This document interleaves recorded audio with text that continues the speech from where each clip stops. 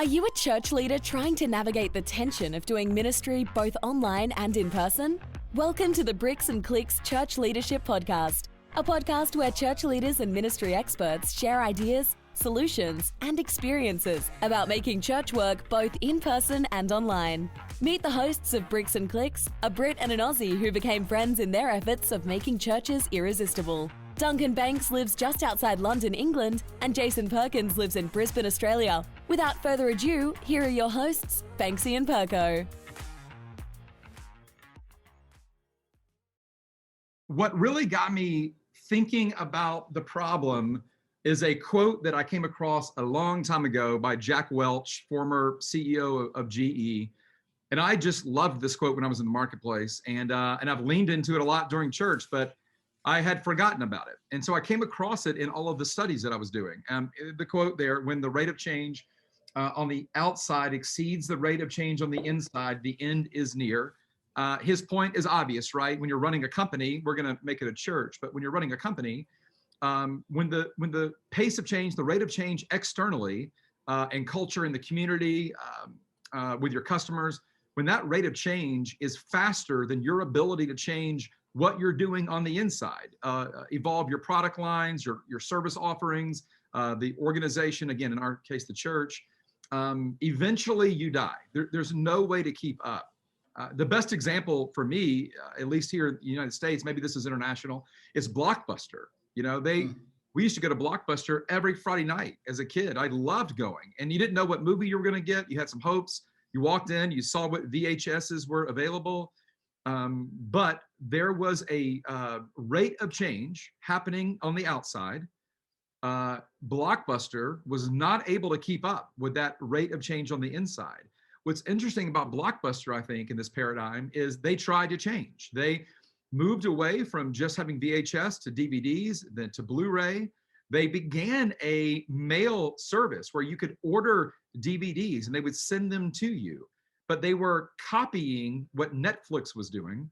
Netflix was moving at a much faster pace. And they were keeping up with the community around them, where Blockbuster wasn't. They weren't able to keep up. And of course, we know that's why they died. So when I started thinking about that in the context of church, what's the problem with church? Why are we seeing record numbers of decline, record numbers of death, record numbers of people leaving the church even, that's leading to plateaus and declines and deaths?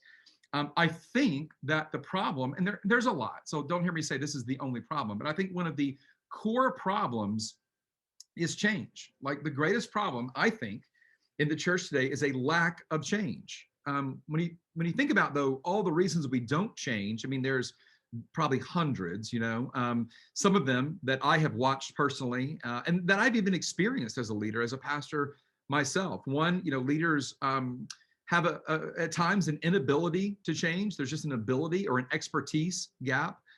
Sometimes we have an unwillingness to change, maybe because we have an expertise gap, or maybe because we don't have time. There's lots of reasons that we may be unwilling. Maybe the congregation around us isn't willing, or the elder board isn't willing. I watch this all the time at North Point. People come to North Point, at least pre-pandemic, to see how we do church. We have people at our church pre-pandemic who take tours and watch all the time. And what they want to do is go home and change their church to be more like us. But what they realize is seeing what could be is drastically different than going home and making it be. And so that gap is a real problem. Sometimes it's bad theology. I mean, we're all maybe guilty of this at times. We know that, God is never changing. And I think we accidentally begin to maybe believe that we shouldn't be either. But that's not true. And the reason is because I think sometimes we confuse methods and our mission. They're not the same, right? Our mission really is never changing. God gave it to us, but our methodology, our model, our strategy has to be constantly, changing. So to even take that Jack Welch quote and kind of apply it to the church, when the pace of change around your church exceeds the pace of change inside your church, the best days of your church are now behind your church. There's really no other way around that. Now, if I could amplify the problem for a minute, There's an ancient Greek philosopher, Heraclitus, who said this, and it's true now as much as it was 500 BC. The only constant in life is change. So everything is always changing. And here's where it gets a lot more difficult for us.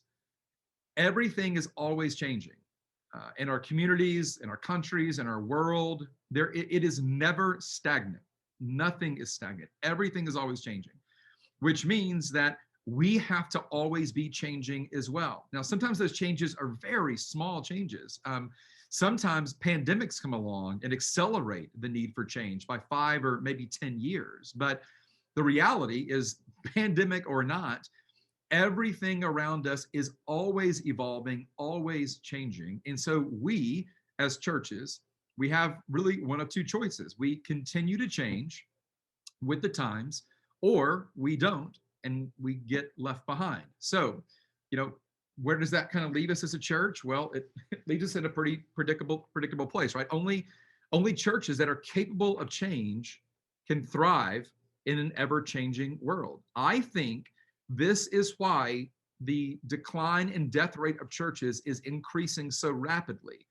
I think we don't manage change well. We don't understand the need for change, and we just don't know how to do it effectively.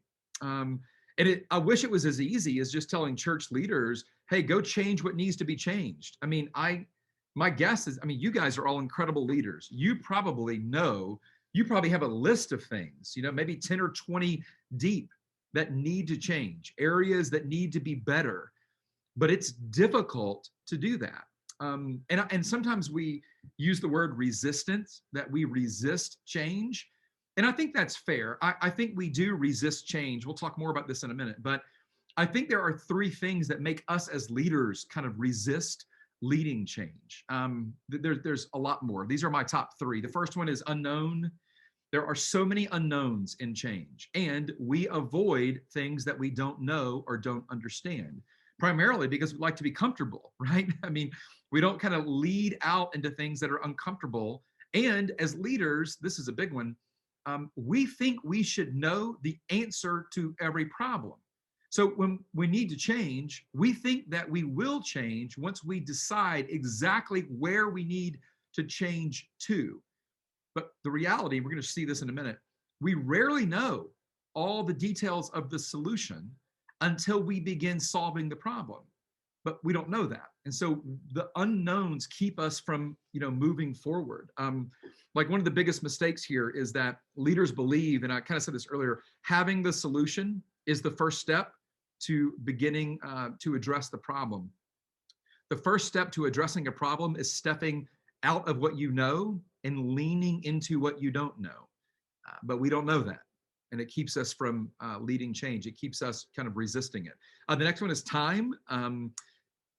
I think the biggest issue with time is, as leaders, I think this is worse for us as church leaders than marketplace leaders.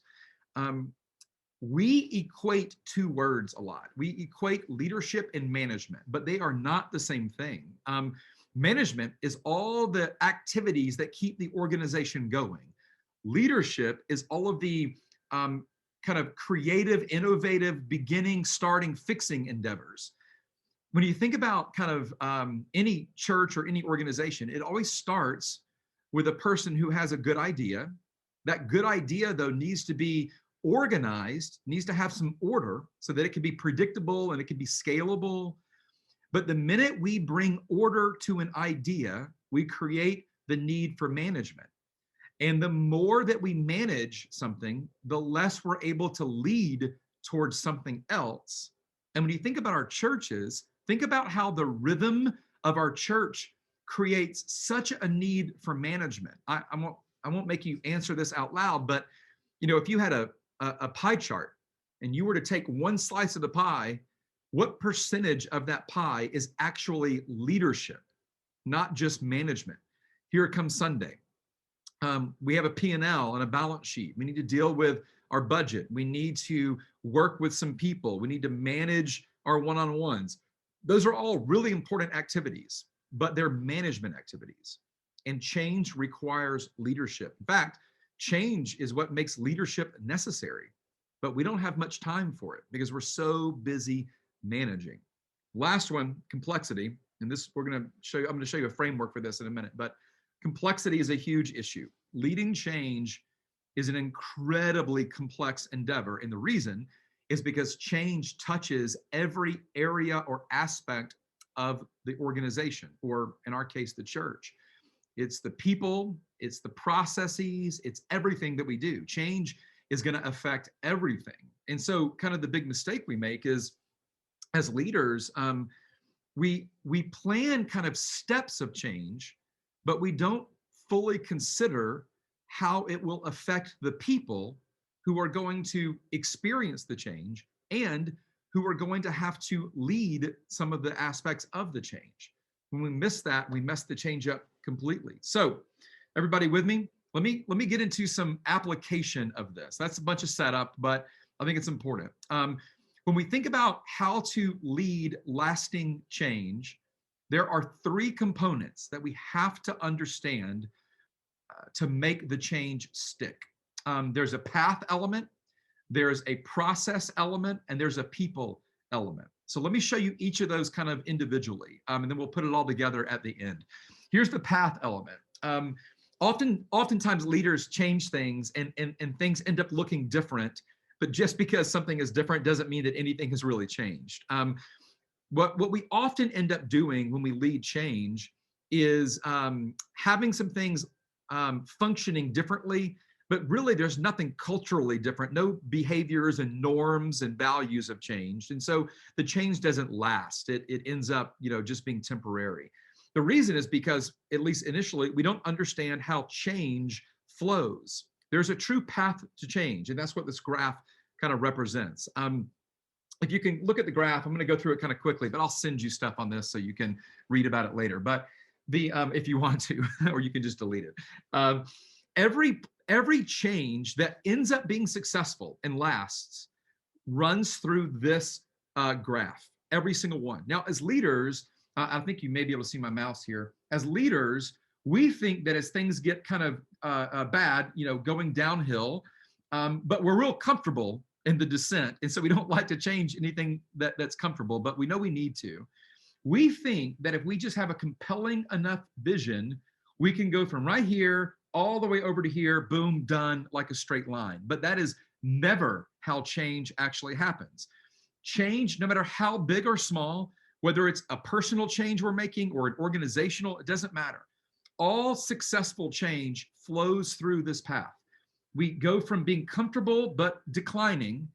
When we start making change, everything gets worse before it gets better. So we start going downhill even more.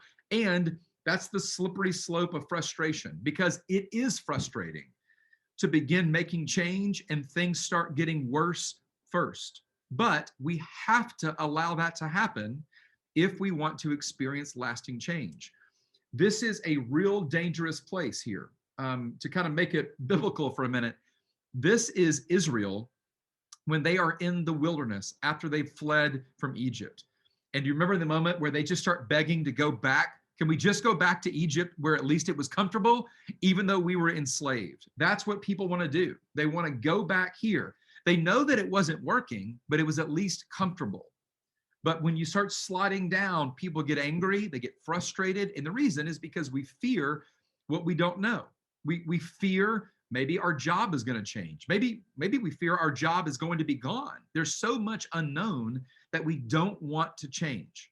But really, this is a process of letting go. We'll talk more about this in a minute, but this is an incredibly important moment during the process of change, because people are not resisting you as a leader, and they're not resisting the idea of change. What they're actually resisting is letting go. So what we have to learn to do as leaders is recognize that it's not resistance, it's grief. We are letting go of something. If I could quote maybe the band Semisonic for a minute, every new beginning comes from some other beginning's end. Every time we start something new, we are ending something old, and people don't like ending things. So what they're really doing is grieving loss.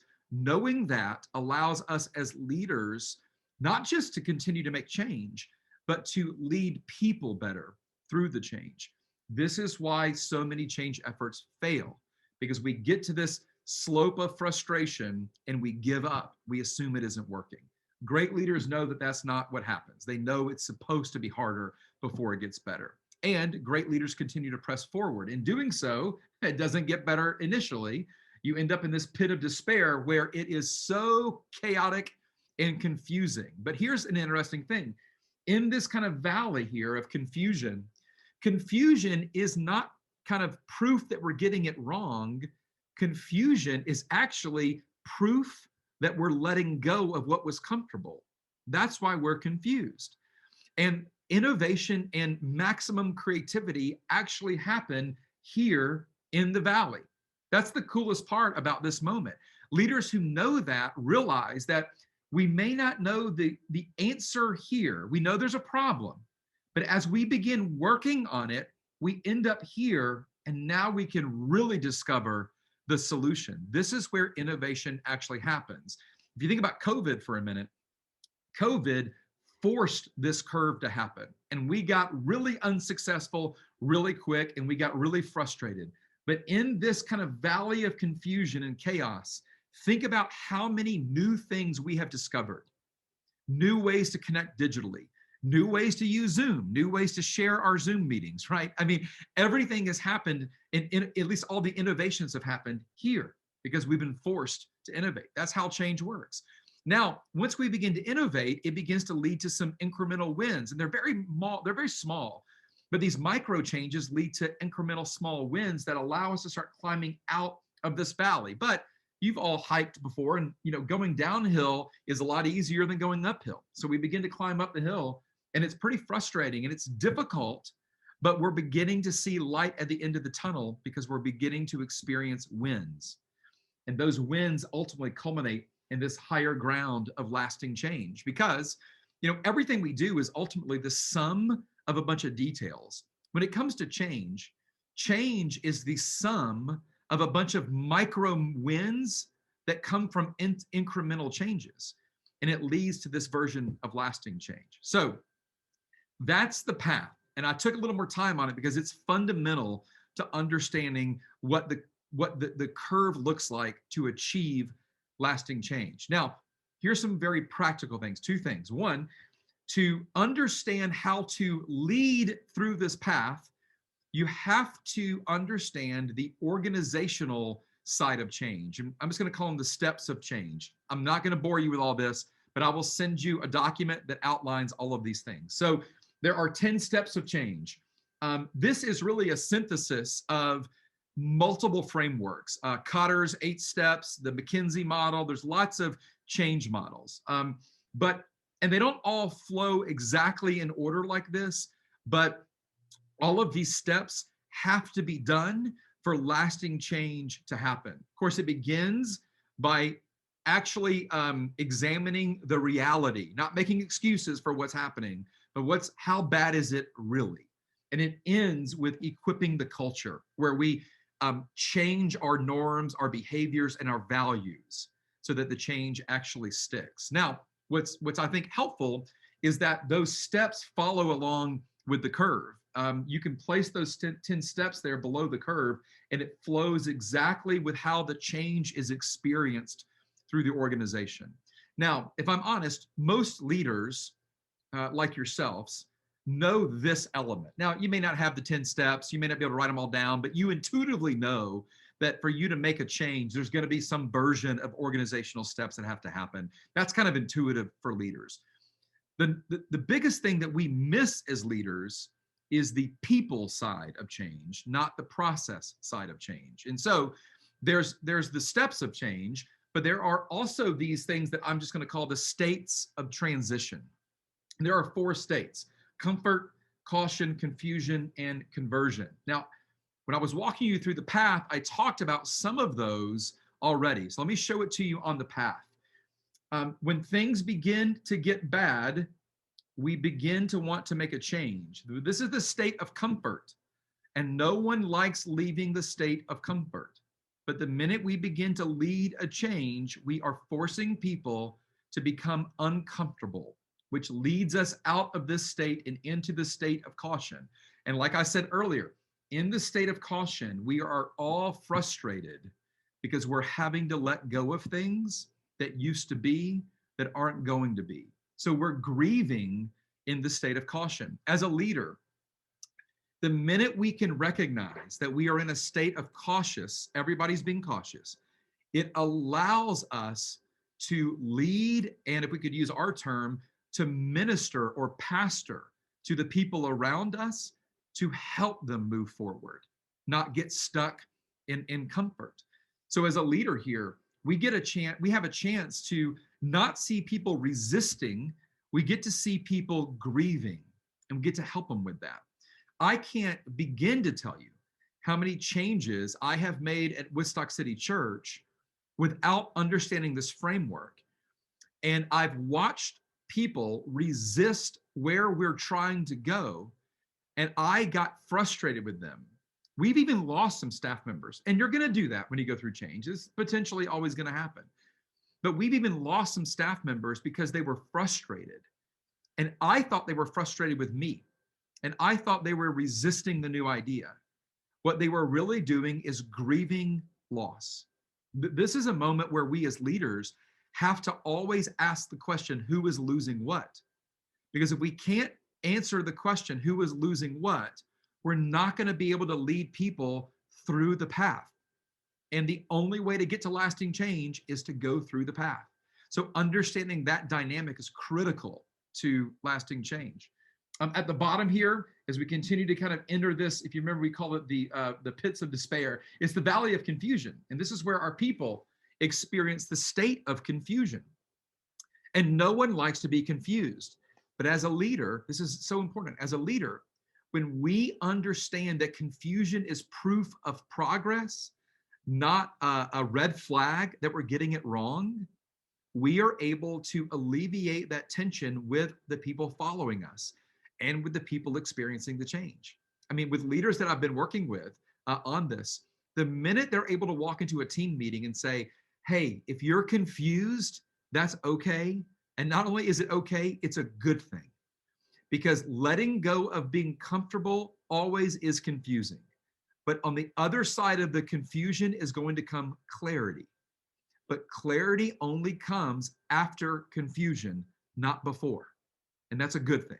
So we're gonna continue to grow because of it. I mean, it immediately lifts the weight off the shoulders of the people and of the team, and really of the entire organization. And of course, the last state is conversion.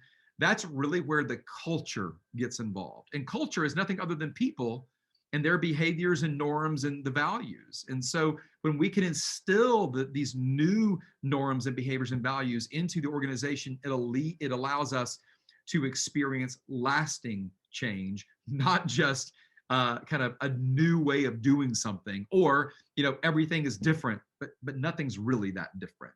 We just are acting a little different. That's where culture gets involved. So, quick wrap up. The company that I've kind of started where I'm helping churches is called Transformation Solutions, but I've been doing this for a long time. I just decided to make it a little more official. But leading lasting change requires two real things: capability and availability. And both of those are hard for us as church leaders. The expertise of change is difficult because it's so complex. But the bigger issue, I think, is availability, because we have so much time dedicated to management because we work in such a cyclical industry. I mean, for me, every 7 days, here comes Sunday. But for a lot of churches, if you have Wednesday or Sunday night, I mean, the cycle is even shorter. So it's impossible to work on it when you are constantly working in it. And so the phrase I kind of use with people a lot is, at least this is what I do. I just help churches discern what needs to change, and I help coach pastors through that challenge of change. Well, we hope this episode of Bricks and Clicks was helpful. If it was, then we'd love if you could leave us a review on your preferred podcast platform. If you haven't already, make sure you subscribe to the podcast so you never miss an episode. And if you are leading a church in Australia, the UK, or Ireland, we'd love to help you grow your church by reaching unchurched people. Go to www.bricksandclickpodcast.com and click on your country's flag to find a whole bunch of free resources to help your church go further, faster, and become irresistible once again.